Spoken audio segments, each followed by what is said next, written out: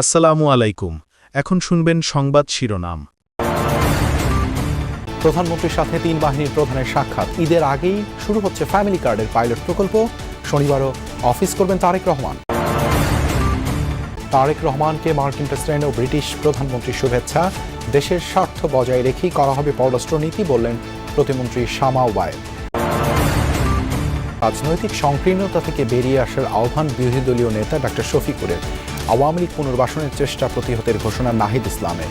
এতক্ষণ শুনছিলেন সংবাদ শিরোনাম, এবার বিস্তারিত। ঈদের আগেই চালু হচ্ছে বিএনপি সরকারের বহুল প্রতিশ্রুত ফ্যামিলি কার্ড। আপাতত পাইলট প্রকল্প আকারে হতদরিদ্র কর্মহীন নারীরা পাবেন এই সুবিধা। পর্যায়ক্রমে এই কার্ডের আওতায় আসবেন প্রতিটি পরিবারের একজন করে নারী। সকালে প্রধানমন্ত্রী তারেক রহমানের নেতৃত্বে আন্তঃমন্ত্রণালয়ের বৈঠকে এই সিদ্ধান্ত নেওয়া হয়েছে। এদিকে দুপুরে অনুষ্ঠিত আন্তঃমন্ত্রণালয়ের আরেকটি বৈঠকে আগামী মে মাসে 1 কোটি বৃক্ষরোপণ ও দ্রুত খাল খনন কর্মসূচি শুরুর সিদ্ধান্ত হয়েছে। অর্থনৈতিকভাবে আমরা যাতে সচ্ছলভাবে গড়ে তুলতে চাই। প্রায় 2.5 বছর আগের পরিকল্পনা, নির্বাচনী ইস্তেহার এবং বিভিন্ন জনসভায় কেন এই ফ্যামিলি কার্ডের পরিকল্পনা, এই কার্ডের কার্যকারিতা এবং সুবিধাই বাকি তা তুলে ধরেছিলেন তারেক রহমান। দায়িত্ব গ্রহণের দ্বিতীয় দিনেই এই ফ্যামিলি কার্ড চালুর কর্মপরিকল্পনা ঠিক করতে আন্তঃমন্ত্রণালয় বৈঠক করেন তারেক রহমান। সিদ্ধান্ত হয় ঈদের আগেই পাইলট প্রকল্প আকারে চালু করা হবে এটি। আমরা ক্যাশ টাকা কতটুকু করা যায়, কত দ্রুত করা যায়, সংখ্যায় কি হবে, এ নিয়ে আমরা 2-1 দিনের ভিতরে আমরা ফাইনাল করব। বেশ কয়েকটা জেলাতে কিছু উপজেলাকে আগেই নির্দিষ্ট করা।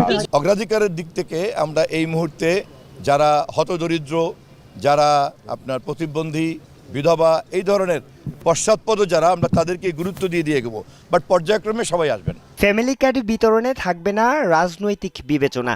এনআইডি কার্ড অনুযায়ী সরাসরি প্রতিটি পরিবারের নারীদের হাতে পৌঁছে যাবে এই কার্ড। প্রতিটি ফ্যামিলি কার্ডের বিপরীতে কত টাকা দেয়া হবে তা ঠিক করবে অর্থমন্ত্রীর নেতৃত্বে গঠিত উপকমিটি।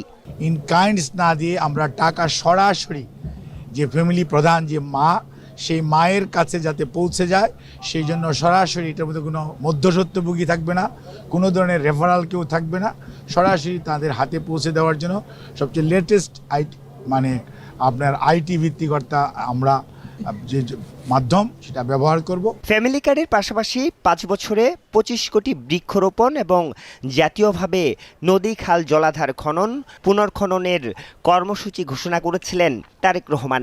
বৃহস্পতিবার দুপুরে এই কর্মসূচির বাস্তবায়ন প্রক্রিয়া ঠিক করতেও হয় আন্তঃমন্ত্রণালয় বৈঠক। বন ও পরিবেশ মন্ত্রী জানান, মে মাস থেকেই শুরু হবে বৃক্ষরোপণ। সিদ্ধান্ত হয় বছরে 1 কোটি গাছ লাগানোর। মে মাসে আমাদের শুরু হবে। চারা কোথায় পাওয়া যাবে, মিনিস্ট্রি অফ এনভায়রনমেন্ট ফরেস্টে কত আছে, মিনিস্ট্রি অফ এগ্রিকালচারে কত আছে, এছাড়াও প্রাইভেট সেক্টরে যদি পাওয়া যায় কত হবে, সব মিলাই এবছর আমরা কত বৃক্ষরোপণ করতে পারবো। তবে টার্গেট আমাদের 5 কোটি বৃক্ষরোপণ করার প্রতি বছর। নদী, খাল, জলাধার খননের কাজও শুরু হবে দ্রুতই। কত কিলোমিটার খাল খনন হবে তা ঠিক করবে স্থানীয় সরকার এবং পানি সম্পদ মন্ত্রণালয় সহ সংশ্লিষ্ট 4 মন্ত্রণালয়। 4টা মিনিস্ট্রির একটা কনসার্ন এবং কবে নাগাদ আমরা শুরু করতে পারবো, এটা আমরা এই সপ্তাহে বসে, পরবর্তী সপ্তাহে বসে সিদ্ধান্ত নিব। এবং সিদ্ধান্তটা খুবই গুরুত্বপূর্ণ এই কারণে যে এই কাজটা আমাদেরকে 180 দিনের মধ্যে শুরু এবং ম্যাক্সিমামটা করতে হবে। প্রধানমন্ত্রী তারেক রহমানের সাথে সৌজন্য সাক্ষাৎ করেছেন 3 বাহিনীর প্রধানরা। সকাল 9টার পর দ্বিতীয় দিনের মতো সচিবালয়ে আসেন প্রধানমন্ত্রী তারেক রহমান। সকাল 10:30টায় তার সঙ্গে দেখা করতে আসেন সেনাবাহিনী প্রধান জেনারেল ওয়াকারুজ্জামান, নৌবাহিনী প্রধান অ্যাডমিরাল এম নাজমুল হাসান ও বিমান বাহিনী প্রধান air chief marshal Hasan Mahmud Khan. এরপর এনএসআই ও ডিজিএফআই এর মহাপরিচালকগণ পৃথকভাবে প্রধানমন্ত্রীর সাথে সৌজন্য সাক্ষাৎ করেন।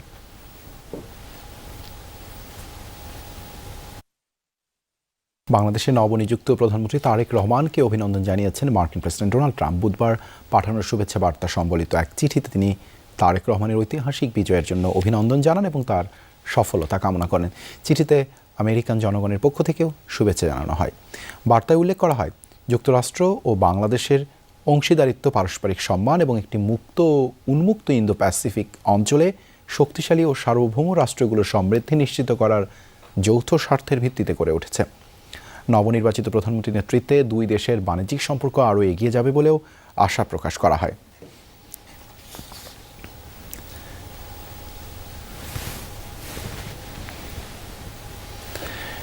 এদিকে বাংলাদেশের নির্বাচনে বিজয় ও প্রধানমন্ত্রী হিসেবে দায়িত্ব নেয়ায় তারেক রহমানকে অভিনন্দন জানিয়েছেন যুক্তরাজ্যের প্রধানমন্ত্রী কেইর স্টারমার। বৃহস্পতিবার অভিনন্দন বার্তাটি সামাজিক মাধ্যমে প্রকাশ করে ঢাকার ব্রিটিশ হাইকমিশন। বার্তায় দুদেশের পারস্পরিক সম্পর্ক আরও জোরদারের প্রত্যাশার কথা বলেন তিনি। জানান, বাংলাদেশে অন্যতম বৃহৎ বিদেশি বিনিয়োগকারী হিসেবে প্রতিশ্রুতিবদ্ধ ব্রিটেন। পাশাপাশি অবৈধ অভিবাসন মোকাবেলা, জলবায়ু পরিবর্তন রোধ এবং নিরাপত্তা সহযোগিতা জোরদারে একসঙ্গে কাজ করার আগ্রহের কথাও জানান স্টারমার। জনগণের ভোটে নির্বাচিত সরকার, তাই বাংলাদেশকে এখন ভিন্নভাবে দেখতে হবে বহির্বিশ্বকে। প্রথম দিন পররাষ্ট্র মন্ত্রণালয়ে এসেই এই বার্তা স্পষ্ট করেন প্রতিমন্ত্রী শামা ওবায়েদ। তিনি বলেন, মেরুদণ্ড শক্ত এবং বাংলাদেশের স্বার্থ নিশ্চিত করেই পররাষ্ট্রনীতি বাস্তবায়ন করবে বর্তমান সরকার। জানান, বিভিন্ন দেশে বাংলাদেশিদের জন্য বন্ধ থাকা ভিসা পুনরায় চালুর বিষয়ে কাজ করছে পররাষ্ট্র মন্ত্রণালয়।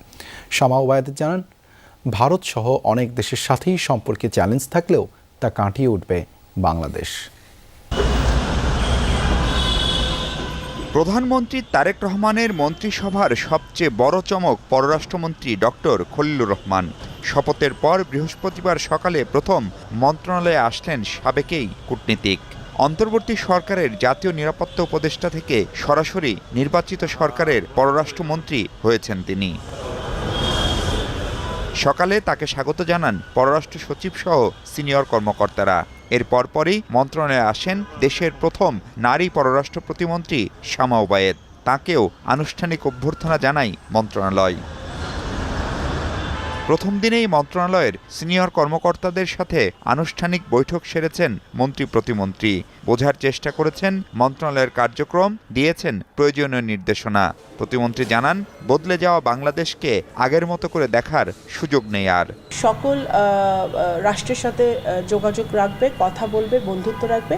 সেই মেরুদণ্ডটা আমাদের অনেক দিন পরে শক্ত হয়েছে, বিকজ আমরা একটি জনগণের ম্যান্ডেট নিয়ে আমরা এসছি। মেরুদণ্ড শক্ত করে আমরা সামনের দিকে এগোতে চাই। বাংলাদেশকে সবার ভিন্ন নজরে দেখতে হবে। দিল্লিতে থাকা সাবেক প্রধানমন্ত্রী শেখ হাসিনাকে ফেরত সহ নানা ইস্যুতে টানাপোড়েনে ঢাকা দিল্লি সম্পর্ক। জটিলতা আছে কূটনীতির আরও অনেক ক্ষেত্রেও।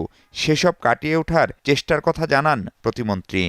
সব দেশের সাথেই তো আমাদের চ্যালেঞ্জ আছে, আমাদের ইস্যুস আছে। আমাদের সকল রাষ্ট্রের সাথে, সকল সরকারের সাথে আমাদের সম্পর্ক থাকবে। আমাদের স্বার্থ, বাংলাদেশের জনগণের স্বার্থকে সুরক্ষিত করে। আসে বাংলাদেশিদের জন্য বিভিন্ন দেশে ভিসা স্বাভাবিক করার প্রসঙ্গ। অবশ্যই পররাষ্ট্র মন্ত্রণালয় ভিসার ব্যাপারে অবগত আছি। আমরা এটা নিয়ে কাজ করছি। এটা কিভাবে আরও সামনে এই সমস্যাগুলো সমাধান করা যায় সেটা নিয়ে আমরা কাজ করছি। গঙ্গা চুক্তির মেয়াদ শেষের পথে গাজায় সৈন্য পাঠাতে বিদায়ী সরকারের উদ্যোগ, এসব ইস্যুতে নতুন সরকার কি করবে তা এখনো চূড়ান্ত হয়নি বলেও জানান তিনি। তো অবশ্যই এগুলো আলোচনা হবে, আপনাদের অপেক্ষা করতে হবে, সেই রাজনৈতিক সিদ্ধান্তগুলো অবশ্যই আসবে।